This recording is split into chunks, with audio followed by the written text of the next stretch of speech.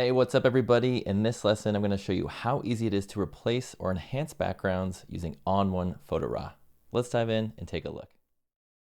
So in this video, I'm going to show you how to quickly replace or enhance any background and fine tune it for perfect results.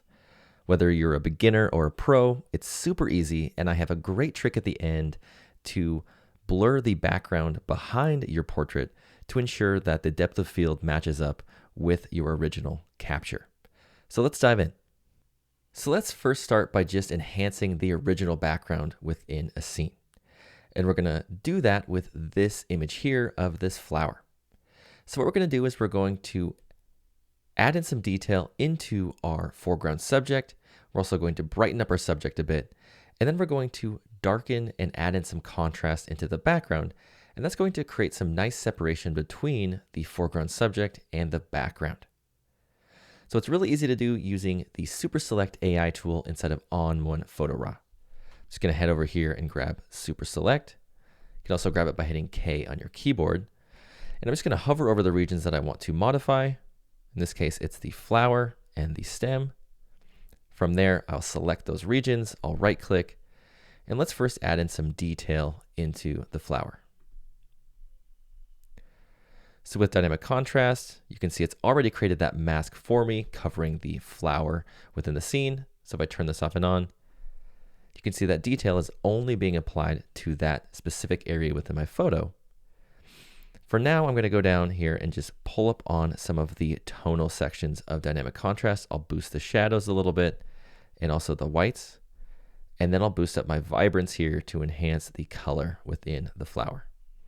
So if I turn off this one filter, you can see it's doing a whole lot to breathe some new life into that flower within the photo.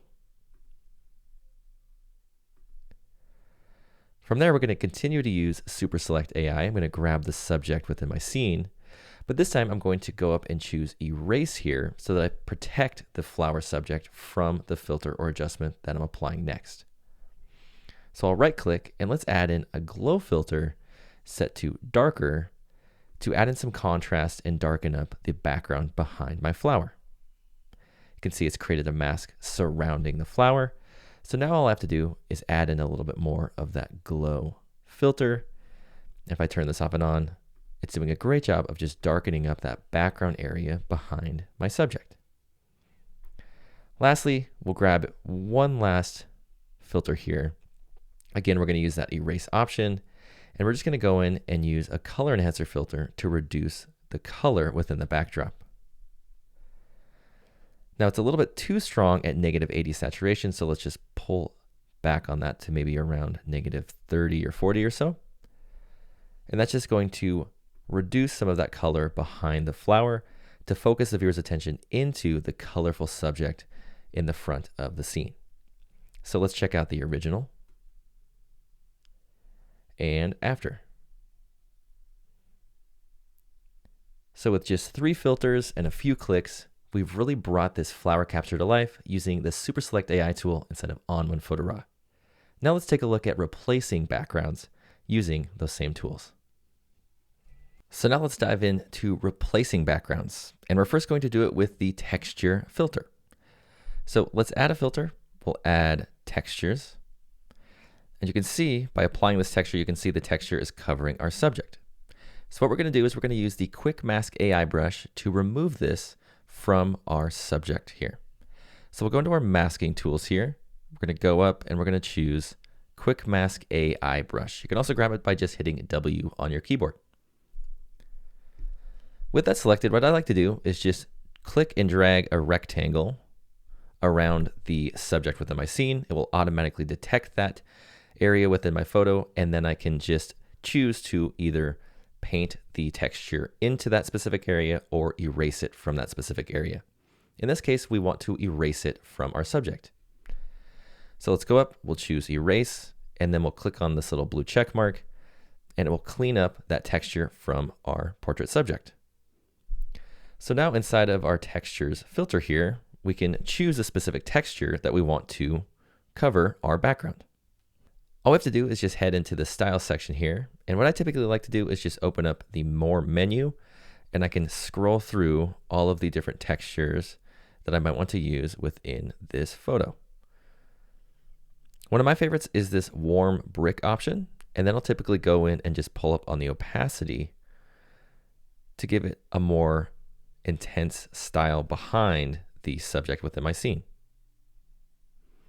So with just this one textures filter here, if I turn this off and on, it's doing a really great job to add in a more creative look into that background.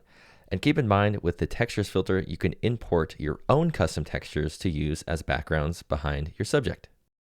So now let's dive in and we'll use layers to replace this background behind this portrait.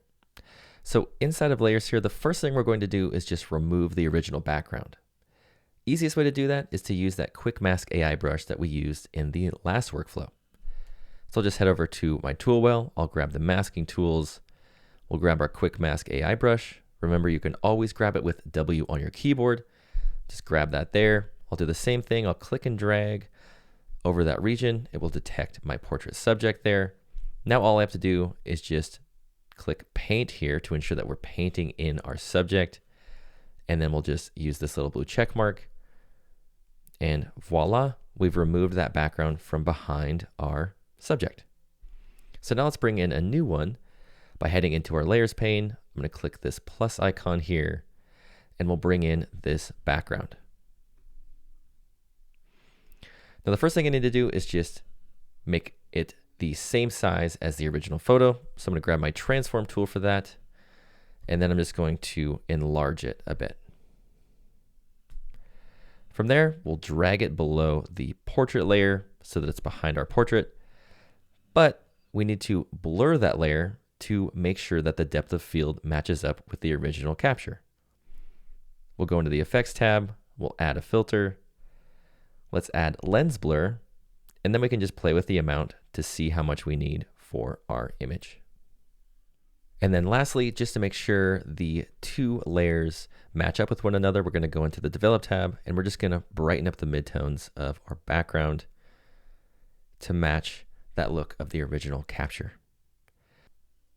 That's how easy it is to replace or enhance backgrounds using ON1 Photo RAW.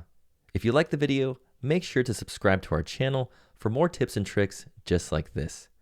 Thanks so much for watching. I'll see you in the next lesson.